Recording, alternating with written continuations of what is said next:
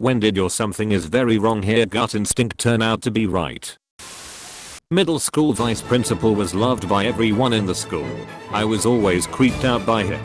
In my 8th grade year he was found having sex with a previous student of his who was only 16 at the time. He had a wife and kids when this all went down. I woke up from a nap with a horrible stomach pain. I called my mom and she told me to just take an antacid, but I just felt that it was something very wrong. I went to urgent care, who immediately sent me to the ER. Turns out it was my gallbladder, and I had to have surgery. A literal gut feeling. A dude named Jeff. He spoke in a way I can't describe, but was generally speaking just like wrong sounding. He always gave me bad vibes when I was around him, and he ended up being a nice guy and got stalker level obsessed with the girl I was dating. The fact that his name was Jeff is enough reason to run. Jeff and wrong sounding made me wonder at first if this was a joke about a lisp. My freshman year, my math class had a substitute teacher who we all agreed was really weird and creepy. He really only talked to the girls and made inappropriate comments. For context, this man was easily in his 60s. Well, when our teacher come back the next week we complained to him about the sub and talked crap about him being a creeper. The teacher was very upset. He said, "I will not stand sub being disrespected like this. I have known this man for a decade and he is a kind, good man who would never do anything to a student or any person." 1 week later sub was caught in the middle of the night breaking and entering a college girl's apartment and I believe trying to sexually assault her or doing some other perverse thing. Teacher came in the next day and apologized. Edit. He was only charged with residential burglary, a felony, but it was a woman's home at night. That was pretty cool of the teacher to apologize. He cold just ignored it and not said anything. Seems like a lot of adults automatically discount what kids say just cause they're kids. It's something for me to keep in mind as an adult who has kid family members. Driving with a friend of mine through a pretty remote forest road. Couple of guys in the middle of nowhere tried flagging us down. I almost stopped for them before an alarm went off in my head and I stepped on the gas. My friend started saying what the foo, and at the same time there was a shot and a bullet hit the back of the car. We made it to a police station. Turns out there had been a bunch of people and vehicles going missing in the area that same week. I live in Egypt. General rule is, if someone tries to force you to stop, especially in a remote area, run them over. 15 minutes after arriving in Egypt I was in a taxi roaring through desert roads. Sketchy taxi, sketchy roads. A tourist on holiday. Suddenly 2 cars blocked the road ahead, and ununiformed guys with AK-47s flagged down the taxi. Can confirm it's a shit your pants moment. We had to stop. They flashed police badges and demanded my passport. After sitting for like 10 minutes they gave it back and let us go on our way. No communication. No explanation. Great holiday. I was walking home and a woman approached me to ask for directions. I told her how to get where she wanted to go, but she didn't walk that way, but instead walked beside me and kept pace with me. This made me incredibly uncomfortable, so I said, "Have a nice day," and doubled my speed, not running, but outpacing her significantly. A moment later, I heard running footsteps. I must have instinctively gripped my purse strap because I held onto it as she ran by and tried to snatch it. We ended up tussling for a moment. I shouted very loudly, "Help. She's stealing my purse." Neighbors came outside, causing her to walk away. She did not get my purse. I pulled into a gas station around 8 to 9 p.m. That wasn't in a ghost town or anything, but it was insanely dark due to the time of year. As I pull towards one of the pumps, I see this dude slowly pacing near the entrance of the convenience store, and we make eye contact. I quickly pulled the car to another pump towards one of the entrances to the gas station, trying to be safer, but thinking I'm probably just being paranoid. Once I sit there for a minute and decide to put my car in park, he quickly rushes to my car. By the time I'm back in drive and peel out through the entrance into an oncoming lane, luckily no traffic, I saw him pulling out what looked like a large knife out of his jacket. I'm glad I didn't disregard my gut. Freshman year of college, a friend and I were driving across town and he stopped for gas. It wasn't a dangerous part of town or anything, just a quiet gas station with an old book out front. But this feeling came over me that we needed to get out of there. I tried to shake the feeling by making a joke. This feels like somewhere an axe murderer would hide out. My friend immediately gunned it out of there without filling up. He said he had the same feeling and me bringing it up too scared the shit out of him. On the way home there were about 20 police cars outside. It turns out some guy shot 2 people in a carjacking and robbery. The book was the car he stole. Lucky you guys made the run. My friend asked me if I wanted to go out to the woods with him and explore abandoned places. He even specifically mentioned that he'll bring a firearm to keep us safe. My alarm bells were fucking ringing. I asked him a couple questions, I don't know what, but concluded that it was sketchy as fuck. My gut told me not to go, so I exited from the conversation while he went asking others the same question. Fast forward a couple years, I heard that he was in prison. I was stunned, but remembered the memory when he asked me if I wanted to go into the woods. Turns out he took a freshman, him being senior at that time, and kept his promise of looking for abandoned places. He found a cabin in the woods, brought his friend inside, and as soon as his friend turned his back, bam, knocked dead. He shot him in the back of the head. I reminisce on this quite often and think, what if I had agreed? Every time I think of this, I'm very grateful I'm alive. I stopped off at a dollar store to get last minute stuff for my niece's birthday party, foil or napkins or something. I went to the one I had never been to, in a seedy part of town. There weren't many other people there, since it was a Sunday afternoon. A luxury car pulls up, and this gorgeous man gets out and starts trying to catch my eye, like he wanted to ask directions. Dream come true, right? Except my gut started screaming run for no reason. I pretended I didn't see him and got in my car and left. The next morning I see on the news that 3 people were murdered in Charleston. They were all connected to one dude. One of their cars was stolen, and the serial killer was on the loose heading west through my area. Guess who the suspect was? Yep, the dude I'd seen. They arrested him after he'd kidnapped a girl in August of the same night I saw him, and she managed to escape. Still gives me goosebumps. What if I'd stopped and talked to him? In high school I came home early one Friday evening to find that my house just felt off. It's so hard to describe, but the feeling I got walking into my living room just immediately had me on alert and didn't feel right. I walked into the kitchen to find a half-eaten burger from McDonald's, which I found strange. Called out to my parents, got no response. Called them on their cell, got no answer. 30 minutes later my brother called to tell me that my dad had a heart attack and to get to the hospital.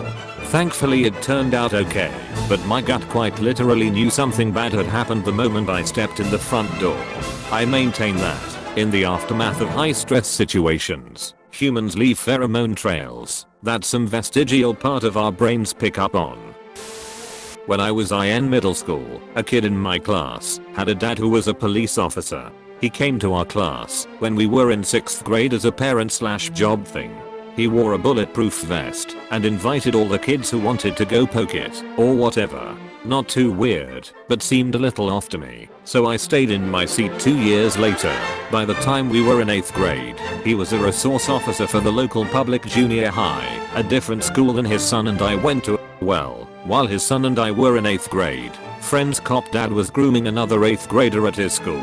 By the time cop's son, the girl the cop was grooming, and I were in 10th grade, the cop was caught climbing into the girl's window by her father.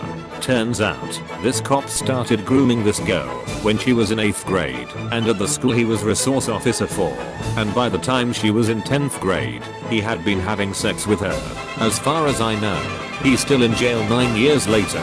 His son later went into the Marines and seems to have a good life. 11 over 12-year-old me had a weird feeling about this cop, even though I went to school with his son and went to church with him, saw him all the time at the junior high, because at the time, my mom worked there, and I'd see him when I was at the junior high with my mom. I'd see this guy at least once a week. Gave me the creeps. I started learning to play the alto saxophone when I was 11 at my Christian primary school. Absolutely hated my music teacher. There was something about him that made my body physically react in a get away from me manner. I would frequently beg to skip lessons, fake being sick, tell my mum I hated it and didn't want to learn anymore, so eventually she took me to a private external tutor. Fast forward to 10th grade, he was sentenced to jail for 8 counts of sexual misconduct and 3 counts of statutory rape. My mum never questioned my gut after that. I'm so thankful I never was alone with that man. I had a bad feeling about my aunt's boyfriend. Told my mom he seemed creepy and I didn't want to stay the night there anymore. I got a bit of a lecture for calling him creepy, but she made sure I was never around him alone. And good thing, he turned out to be a child molester who is currently in jail for his involvement in a kiddie porn ring. I feel like people should be more inclined to take their kids seriously, especially if the kid is scared or finds someone threatening or creepy. No, they might not just be being silly. Perhaps they are more attuned to recognizing safe vs unsafe people. Yeah, but then they say stuff like I don't want to go to Texas, that's where the bad guys are, or there aren't dragons, because I peed in the toilet, and you realize you have to really take what they say with a grain of salt. It's one of the hardest things about parenting besides having to punish them and giving them baths. Or like the other day I asked me boy 5 times if he wanted chicken nuggets before we went through the drive-thru. Each time no nuggets. And he shook his head as soon as I pulled away. Nuggets. Lucky I knew him well enough and I passed them to him. 1:30 AM, leaving a club with a well-lit parking lot. We had just bought a bottled water and were walking to the car. We saw a couple, guy holding girl and girl throwing up. Offered the guy to give the girl our water. He took a swig, didn't give her any, and put it back on the car they were between. We were a little taken aback and told him to give her the water. He made a vile, disgusting face as if we were cheering him on. We walked a few feet and knew something was wrong. Had the guys we were with check back and he was pants down while she was unconscious, not puking. He was forcing himself from the hinks. From the front, it looked like all clothes were still on.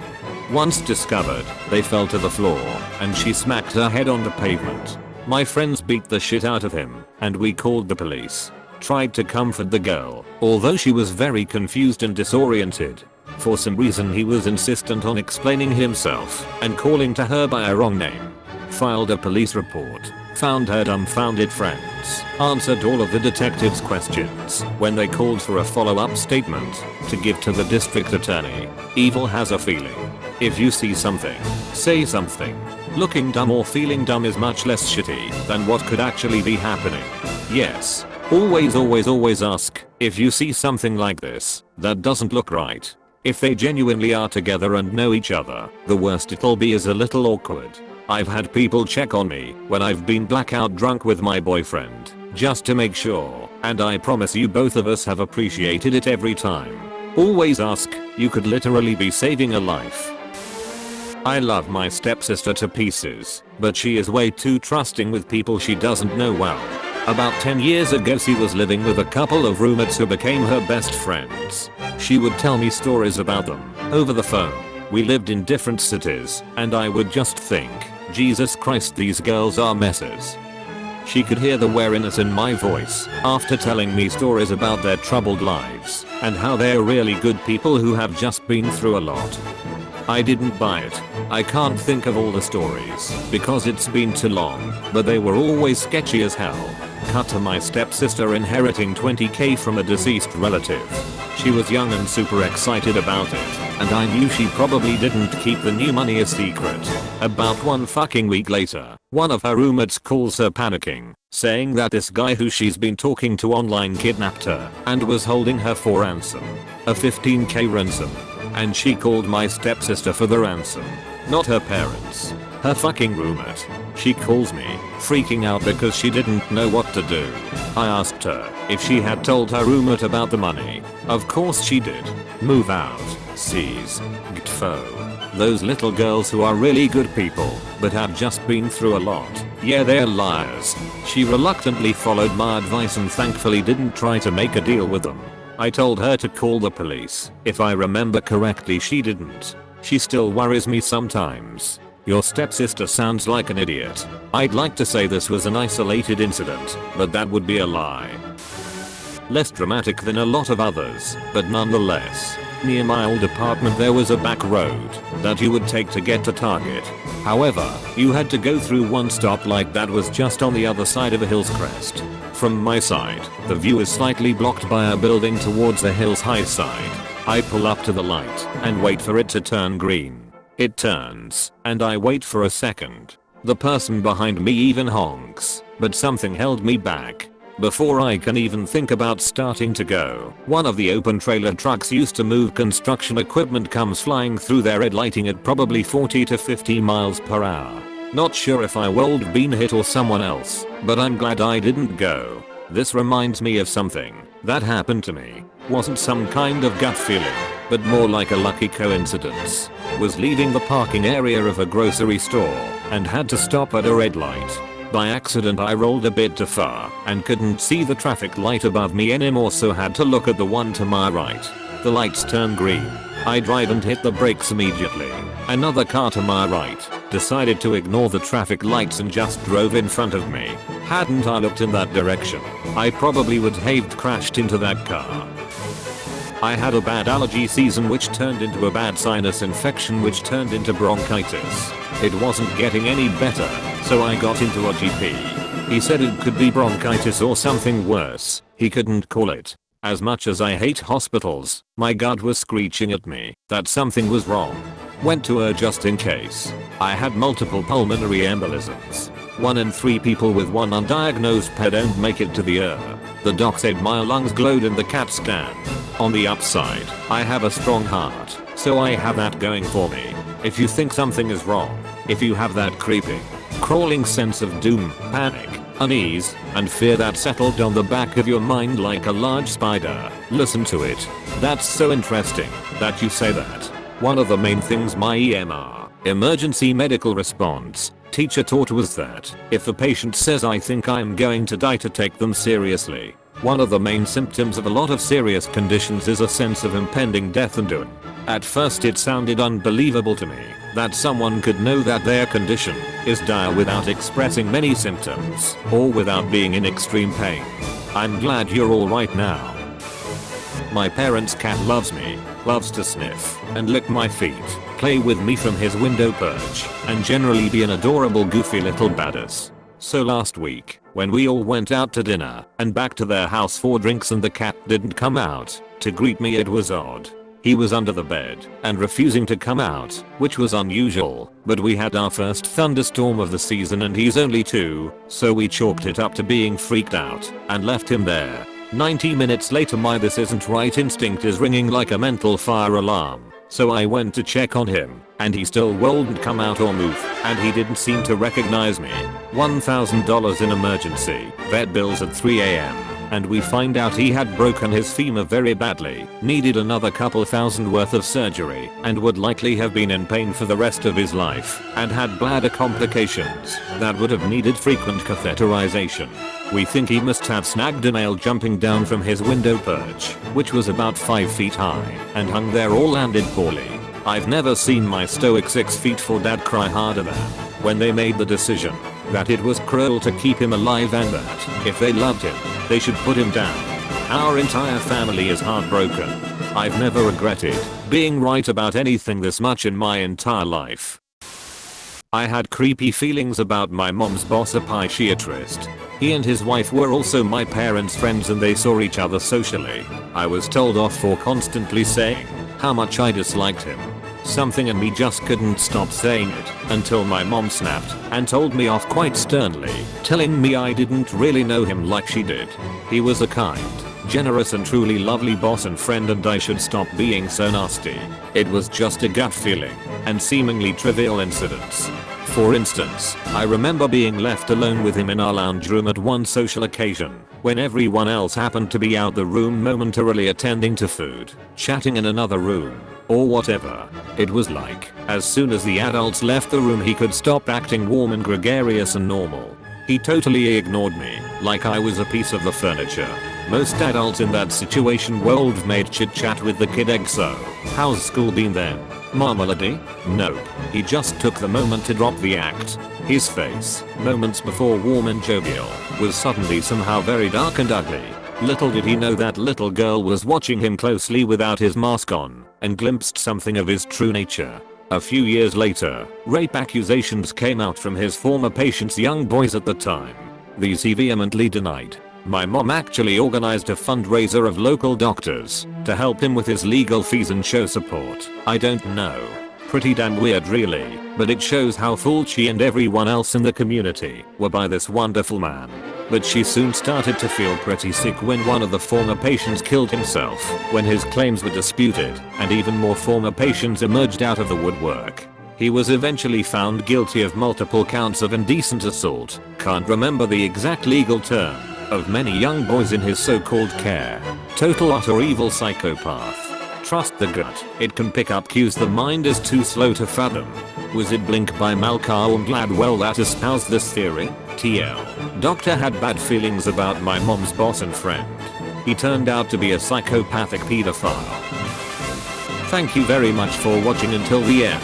If you enjoyed it, please like and subscribe for more daily videos. I wish you a great day.